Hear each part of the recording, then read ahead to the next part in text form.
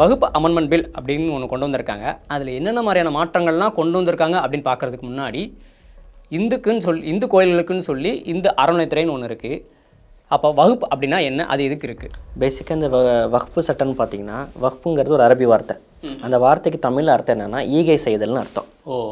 தானமாக கொடுக்கறது, உங்கள் மனசார நீங்கள் தானமாக வந்து கடவுளுக்கு கொடுக்கறது. அதுலேயே 2 வகை இருக்குது.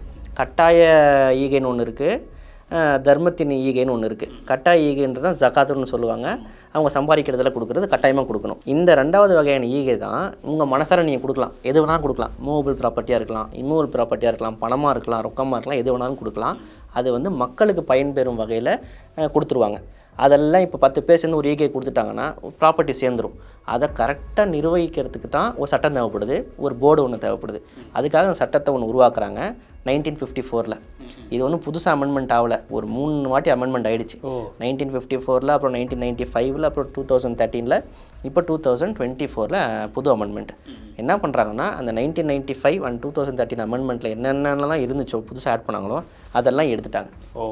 அதெல்லாம் எடுத்துட்டாலே ஆட்டோமேட்டிக்காக இந்த ஆக்டுக்கான பவர் குறைஞ்சிருது.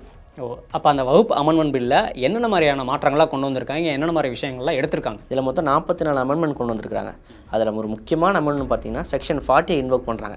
செக்ஷன் 40 என்ன சொல்கிறாங்கன்னா, ஒரு டிஸ்பியூட் ப்ராப்பர்ட்டி இருக்குது, அதாவது அந்த இடத்துல ஒரு பிரச்சனை இருக்குது, இடத்துல சொத்துலேயே ஒரு பிரச்சனை இருக்குது, வக்ஃப் போர்டுக்கா வேறு யாருக்கோ ஒருத்தருக்கு சொந்தமானது பிரச்சனை.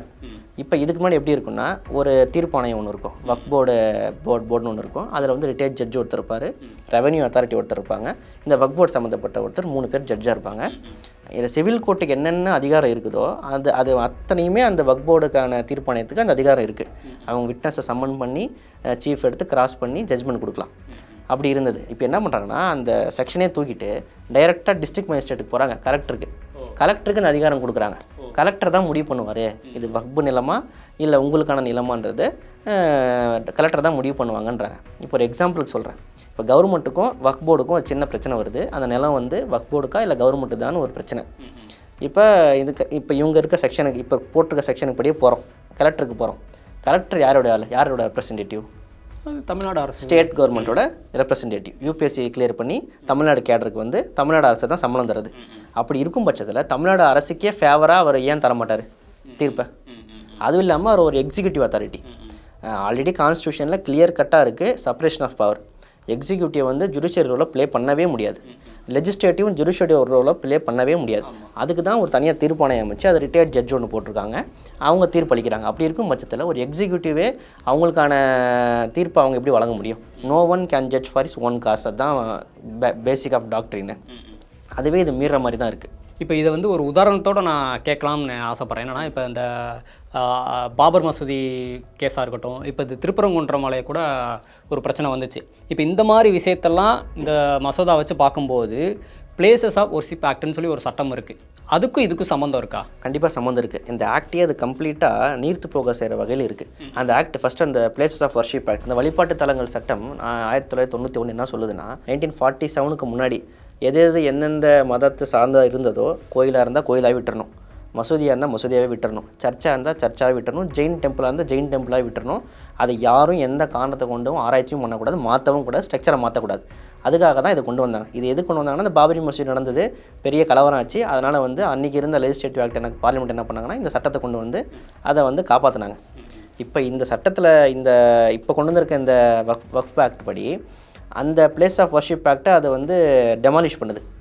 இப்போ என்ன ஆகுதுன்னா, எதாவது டிஸ்பியூட்டட் ப்ராப்பர்ட்டி இருந்துச்சுன்னா நீங்கள் டேரக்ட் டிஸ்ட்ரிக்ட் கலெக்டருக்கு போகலாம், டிஸ்ட்ரிக்ட் கலெக்டர் ஆர்டர் கொடுத்துருவாரு, உங்களுக்கு தான் அவங்களுதான்னு.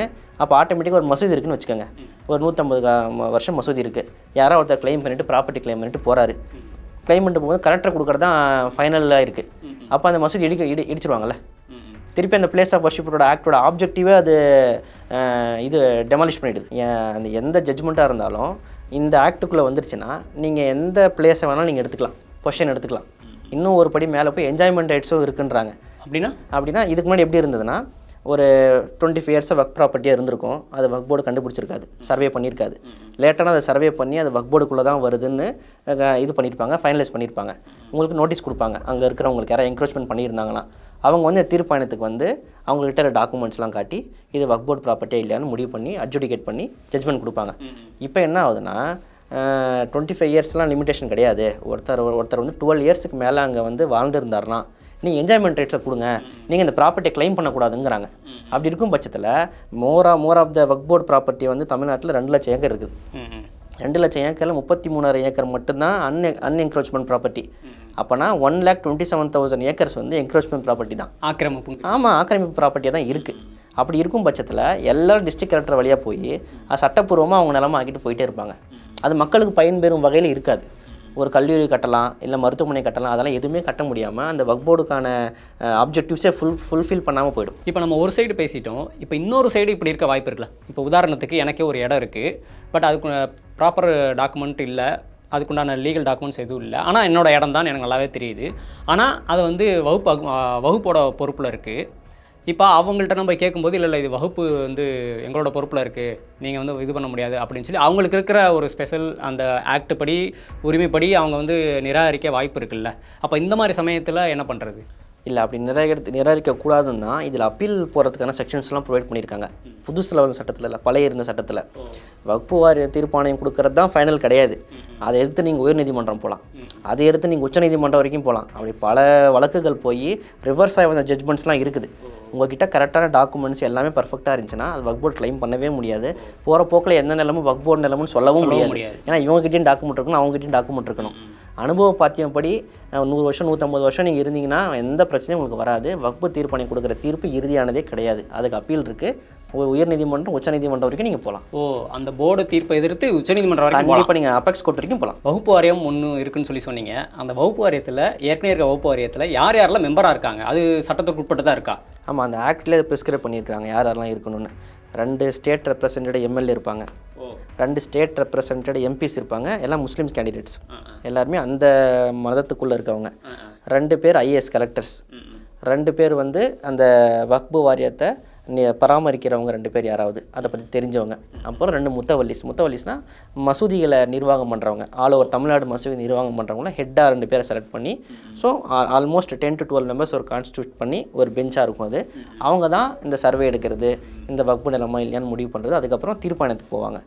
அது என்க்ரோச்மெண்ட் ப்ராப்பர்ட்டியாக இருந்ததுன்னா தீர்ப்பாயத்துக்கு போய் அட்ஜுடிகேட் பண்ணி அது நம்ம நிலமா இல்லை அந்த மக்களுக்கான நிலமான்றது முடிவு பண்ணுறது அந்த இடத்துல.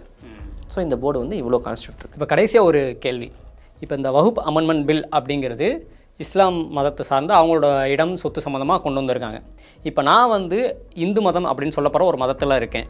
இப்போ நான் ஏன் இதை ஆதரிக்கணும் இல்லை எதிர்க்கணும், நான் ஏன் இதை தெரிஞ்சுக்கணும்? இதை நீங்கள் ஒரு மதத்தாக பார்க்கக்கூடாது. இது எப்படி பார்க்கணுன்னா, இந்த வக்ஃபு வாரிய சட்டத்தில் ஈகைன்னு சொல்லிட்டேன், ஒரு தானமாக கொடுக்குறாங்க. இது முஸ்லீம்ஸ் மட்டும் கொடுக்கல, இந்துஸும் முஸ்லீம்ஸ் கொடுத்துருக்குறாங்க.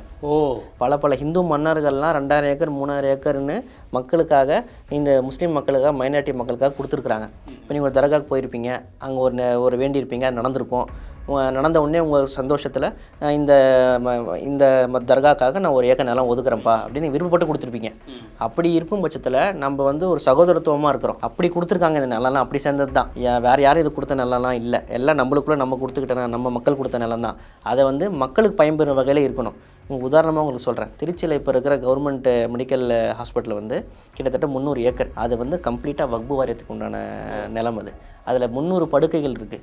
தமிழ்நாட்டிலே அதிக படுக்கைகள் கொண்ட 2வது மருத்துவமனையாக திருச்சியில் இருக்கிற மருத்துவமனை தான் திகழுது.